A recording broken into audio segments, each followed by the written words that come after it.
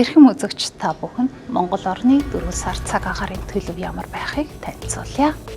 Ер нь урлаг гэдэг бол энэ нөхөн өрчхүйтэй шууд холбоотой зүйл. Дээр үед тэгэхээр одоо манай одоо гоёо би гэж бэлэгдэл тийм ээ хэм хэмжээ гэж ярих юм бол төөрөгдөл том төөрөгдөл. Тийм болохоор би одооны залуучуудын хувьд бол ерөнхийдөө энэ хоёрын ялгаа айгүй өдөр шөнө хоёр шиг. Баатар найруулагч наашаа ирээс ахгүй байх ёстой. Чи миний зүрхэнд орсон хий үзэгдэл зүгээр суулгаагүй хэргийн эзэм. Тэгээ мартахгүй байх. Мартахгүй байна. Энийг сонсож байгааг хөгжим зохиолч шууд дуу болох юм байна. Яг энэ инээд юм уу? Энд чи бүр инээд шүү дээ.